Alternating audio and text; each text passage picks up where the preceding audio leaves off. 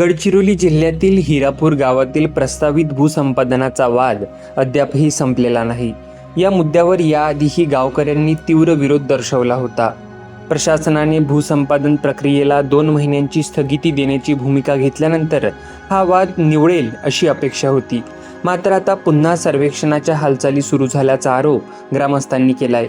त्यामुळे संतप्त झालेल्या गावकऱ्यांनी आंदोलन अधिक तीव्र करत विद्यार्थ्यांना शाळेत न पाठवण्याचा निर्णय घेतलाय।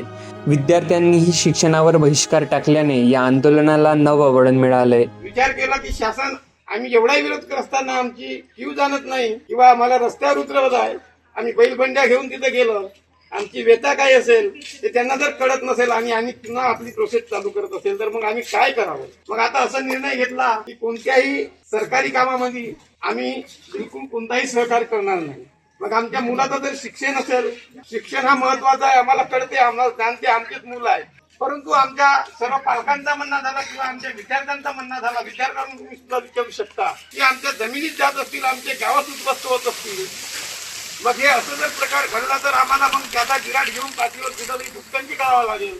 मग अशा वेळेस आम्हाला त्या शिक्षणाचा अर्थ काय आहे, आम्ही शिकून काय करणार। म्हणून आम्ही हा एक निर्णय घेतला की आमचा जेथपर्यंत आमचा जो ज्यार निघलाय तो ज्यार रद्द होत नाही तेथपर्यंत आमची मुलं शाळेत पाठवणार नाही आणि मुलांना विचारलं तर तुरंत म्हणणं झालं का आम्ही शाळेतच जाणार नाही।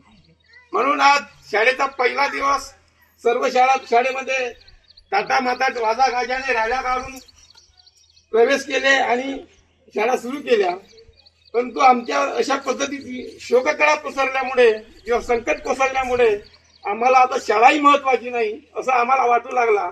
म्हणून आम्ही निर्णय घेतला आणि जेथपर्यंत आमचा शासन निर्णय रद्द होत नाही तेथपर्यंत आमचे मुलंच शाळेत जाणार नाही। आम्ही कायदा हातात घेणार नाही, तुमची शाळा बंद करणार नाही, तुमच्या शाळेच्या शिक्षकांना कर्मचाऱ्यांना आम्ही बिलकुल काही हस्तक्षेप करणार नाही। ते येतील, आपला काम करतील, घरी जातील, पण आमचे मुलंच शाळेत जाणार नाही अशा पद्धतीचा आम्ही निर्णय घेतला।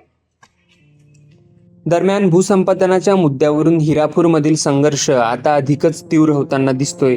एका बाजूला ग्रामस्थ भूसंपादनाचा आदेश रद्द करण्याच्या मागणीवर ठाम आहेत, तर दुसऱ्या बाजूला प्रशासन चर्चेच्या माध्यमातून तोडगा काढण्याचा प्रयत्न करतायत। मात्र या संघर्षात विद्यार्थ्यांचे शिक्षण प्रभावित होत असल्याने चिंता व्यक्त केली जाते।